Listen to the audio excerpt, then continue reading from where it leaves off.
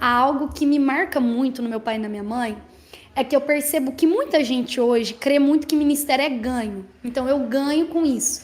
Quando na verdade, se eu for olhar para nossa trajetória, nós mais entregamos do que ganhamos. Nós mais damos para as pessoas do que nós recebemos, né?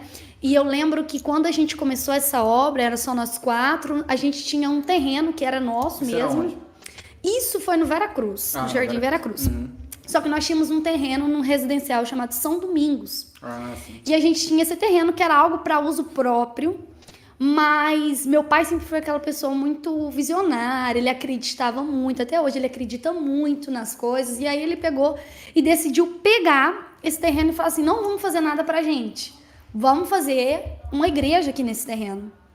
E eu lembro que a gente não tinha condições algumas financeiramente, apoio, ninguém, para ser bem sincero, não tínhamos ninguém.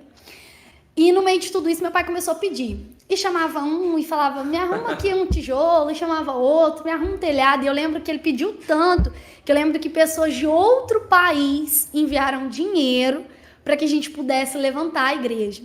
E a gente levantou a igreja, no chão era de terra, ternite, um bloco sem chapisco, sem nada. E a gente já começou os cultos desse jeito, né?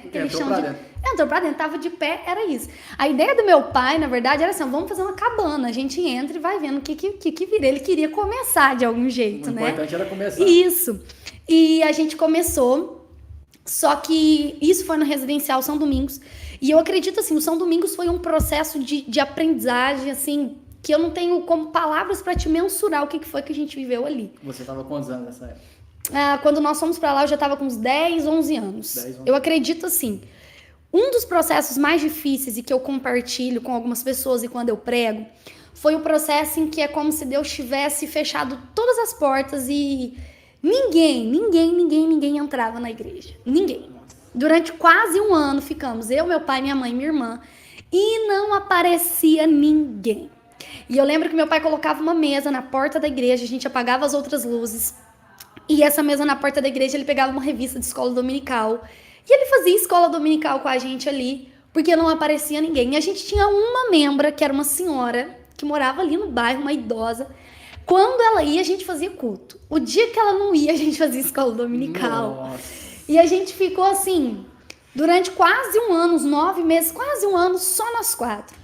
E eu lembro que o tempo foi passando e eu tava na minha adolescência. A minha adolescência foi, assim, algo que eu ainda não tinha minha identidade firmada, eu não sabia muito bem aquilo que eu queria.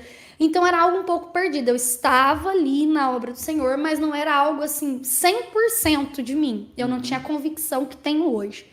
E eu lembro que eu cheguei no meu pai e falei, pai, larga a mão disso. Vamos fechar isso aqui, porque a gente não tem ninguém e não vai virar nada. Não adianta, pai. A gente já tentou, parece que a gente não tem quem visitar, a gente fez culto ao ar livre, a gente já tentou de tudo. Não vai aparecer ninguém aqui.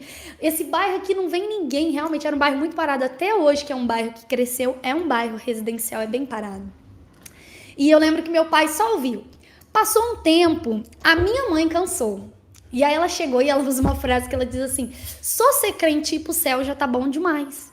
Ela falou assim, vamos fechar isso aqui, vamos para uma igreja pronta, vamos para um lugar pronto, aonde já tem um pastor, aonde já tem obreiro. A gente entra, a gente senta, a gente não vai ter problema, a gente não tem preocupação.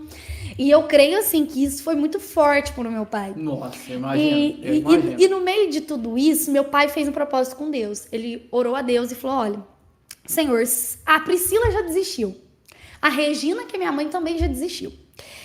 Se realmente é pra mim fechar nesse momento, eu quero que a Sara, que era minha irmã mais nova, tinha uns 8, 9 anos, eu quero que a Sara chegue em mim e fale, pai, fecha a igreja.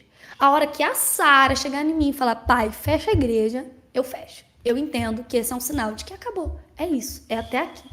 E ele fez esse propósito com Deus. E a Sara, ela ia com preguiça, ela ia com sono, ela ia sem vontade, porque ela era criança, né? Nada aquilo ali fazia assim, ainda mais uma assembleiana. Antigamente a criança só dormia no culto. Ocorria, né? Ocorria. Meu pai não deixava correr, mas só dormir. Não podia sair nem pra fora. Meu pai era bem... Eu falo porque eu corria mesmo. Corria muito.